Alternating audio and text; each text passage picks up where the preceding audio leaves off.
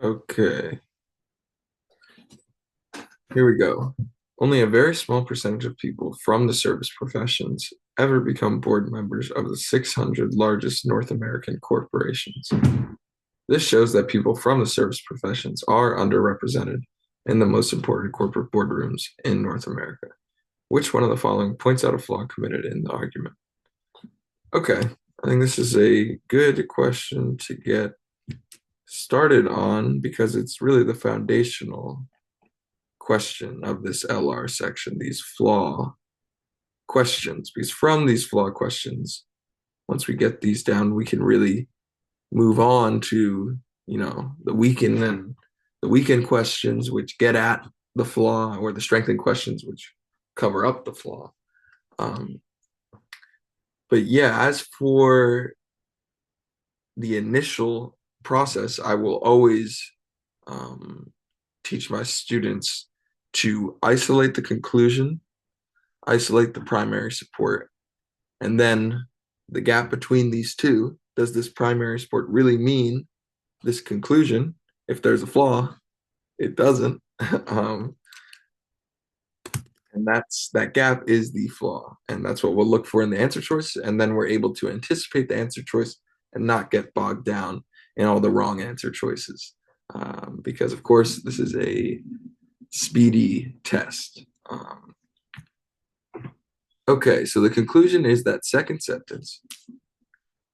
So let's do SP, service professionals under wrapped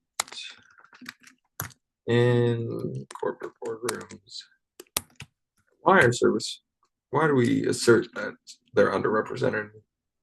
Um, they're underrepresented because only a small percentage of SP um, are in corporate boardrooms. Okay. Initially, it might seem if you're reading quickly, which you often have to do, but the key is you cannot sacrifice attentive, close reading for quickness, because that is definitely where they trip you up and cause you to waste even more time by having to go through the wrong answer choices intently. Um, these might seem so the primary support might seem to support the conclusion. A small percentage, and you see underrepresented. Okay. But of course, let's see what the primary support is actually saying. A small percentage of service professionals are in corporate boardrooms. So the denominator of service professionals, well, that seems like a huge population. And really, our conclusion doesn't matter the size, but for visualization's sake, we can say, I mean, small percentage of service professionals can be, thousands, tens of thousands, millions. There's millions of service professionals, so 1%, still a huge number. Um, and then from this percentage, with the population of service professionals as a whole, as the denominator, our conclusion, we're trying to get at the service professionals, the portion of service professionals within the quantity of service professionals within corporate boardrooms. Um, and really, these are two entirely different things, and the primary support really tells us nothing about um, the conclusion. Really, I mean, service professionals from the primary support could make up the vast majority of people in corporate boardrooms. So actually, the question is very simple. If you don't get tripped up in the reading, and if you're reading what is really in front of you, then yeah, the flaw stands out immediately, and it's going to be some sort of language about how this primary support percentage doesn't really tell us anything about this conclusion percentage. So there's our anticipation, and now we can go down the list. 600 is too small a sample, so I already know this is not it. We can keep reading it on which to base so sweeping a conclusion about representation of people from the service professions. Well, our conclusion is about these 600, so that really doesn't make sense. these 600 board members of the largest North American corporations. Okay, let's go to the second one. The percentage of people from the service professions who serve on the boards of 600 largest North American corporations largest North American corporations reveals little about the percentage of the members of these boards who are from the service professions. Okay. Of course, that is the correct answer, and that is the answer we anticipated. So the rest, I mean, if this was the test, I would just circle that and continue onward.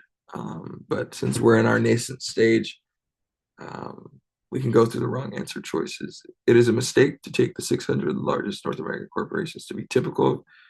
So again, our conclusion is about these 600 largest. So that doesn't make sense. That's kind of like wrong answer choice A is relevant to smaller corporations. We don't care at all about smaller corporations. We're just talking about the largest, aka most important, which is something I'll just call out briefly. So in the primary support, we talk about the largest North American corporations.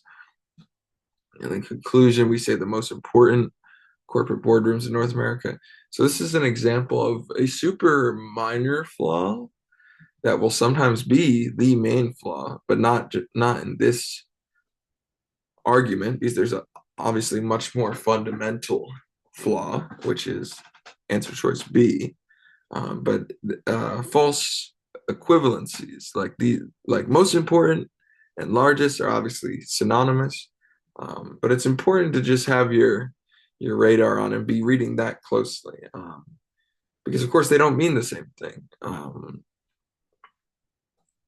Some would argue that some of these AI startups are, quite small compared to maybe a retailer that's been around for decades.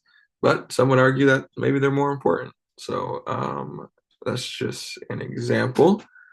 But yeah, just make sure you're reading closely. And the last one, the presence of people from the service professions does not necessarily imply that corporations are more socially responsible.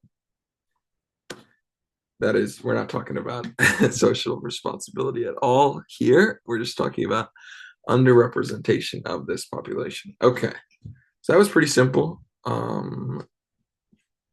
Let's look at this next one. Okay. No small countries and no countries in the Southern Hemisphere have permanent seats on the United Nations Security Council. Each of the 5 countries with a permanent seat on the Security Council is in favor of increased international peacekeeping efforts and a greater role for the United Nations in moderating regional disputes. Okay. However, some countries that are in favor of increased international peacekeeping efforts are firmly against increased spending on refugees by the United Nations. If these statements above are true, which of the following must also be true? Okay, we have a must be true question here that is all about conditional statements, which I will just do a brief overview. So if P, then Q. Okay, that is our basic conditional statement.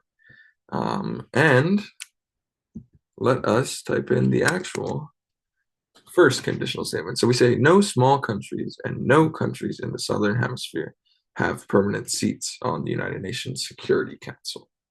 So if you're a small country, if P, so if you're a small country or Southern country, then I'll have the if statement here. Okay. Then not on Security Council. We'll do PSC, Permanent Security Council. Make sure we're not missing anything. Okay. Okay, this is a conditional statement. One thing I want to call out here, which is imperative with these conditional statements, is to always know the contrapositive, which I will explain. Because the contrapositive has the same, will always be as true as the conditional statement. And so the contrapositive is the inverse, as in if Q then P, and then negating the inverse. So if P then Q is the statement, then not Q, if not Q, then not P. So these statements are saying the same thing.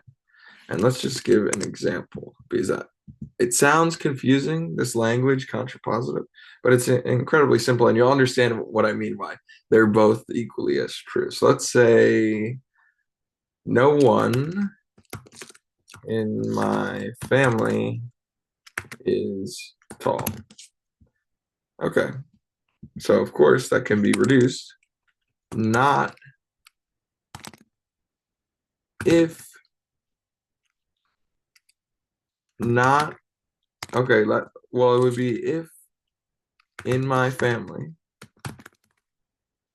That's what's saying. No one in my family is tall. So if you are in my family, then you are not tall.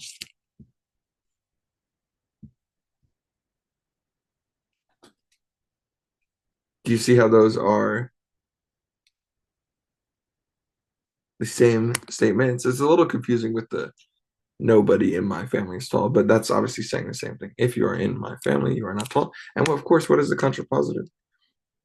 If, so Q is you are not tall. So if you are tall, then you must not be in my family. Because if you're tall and no one in my family is tall, then you must not be in my family. So that is just giving you some background. And I say that because we are going to reduce or apply this contrapositive to this first statement that we have. So if small country or southern country, then you are not on the primary security council. So what's the contrapositive? If you're on the primary permanent security council, then you must not be a small country, or I don't know how to do southern. I'll do or southern hemisphere. Okay. So there's our contrapositive. And this helps because let's go to the second statement. If PSC, each of the countries with a permanent seat, then you want, let's just do IP, more peace, IP, and moderating disputes.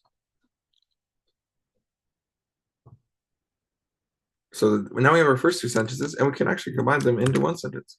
If PSC, then you are not small,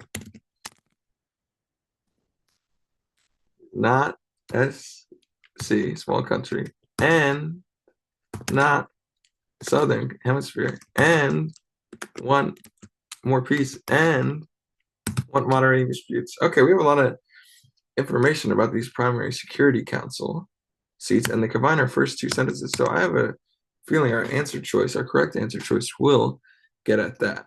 Because of course this is a must be true.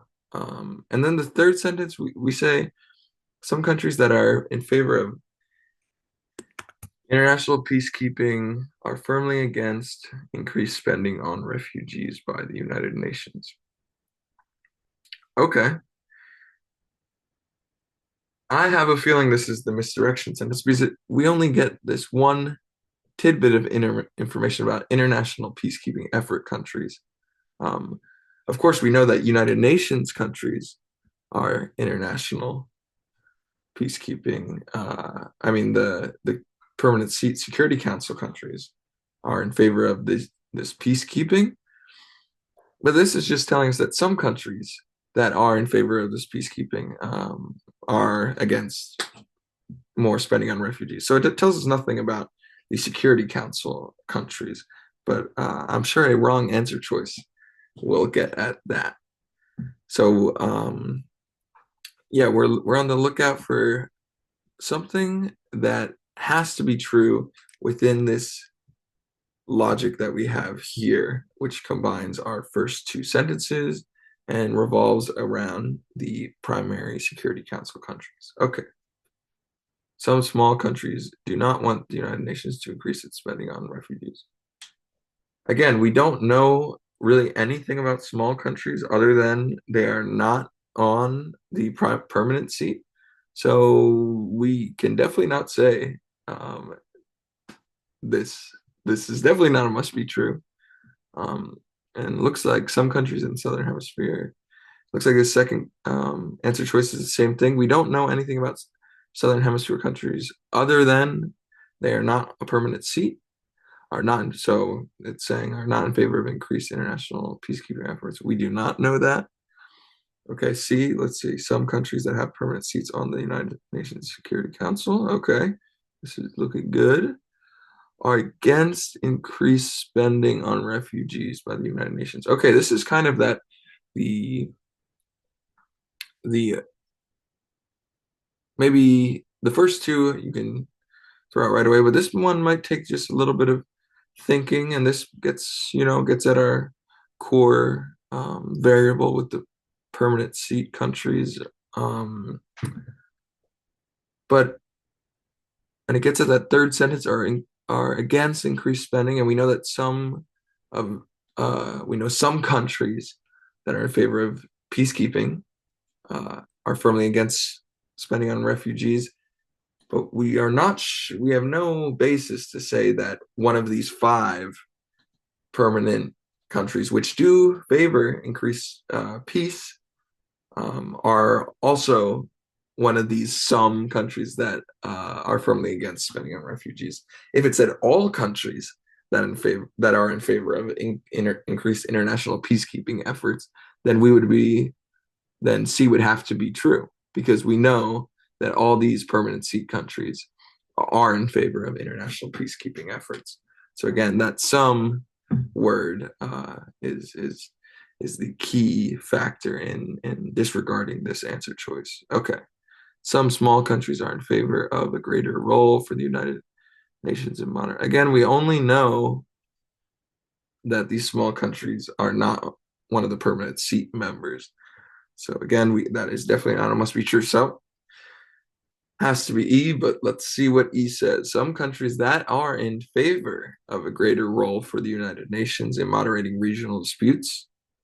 Okay, that definitely encompasses our five permanent seat countries, because we know that they're all in favor uh, of a greater role for the United Nations in moderating regional disputes. So it's saying some of these countries are not located in the Southern Hemisphere.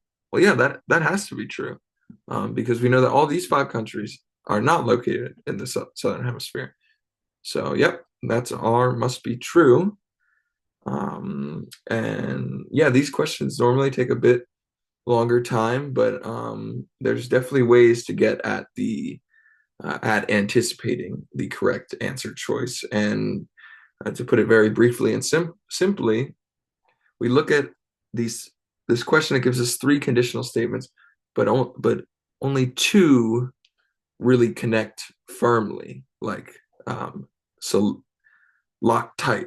Because that third statement just says some countries in favor of international peacekeeping efforts. It doesn't really give us that must be true. So I actually knew that it's going to have to do with the PSC, the permanent seat countries. But we will get into that, and that will come with practice. But yeah, I think this is also a decent introduction into conditional statements. And yeah, please study up on that contrapositive and try to come up with some examples of your own. Like I had that, you must be tall. But yeah, thanks.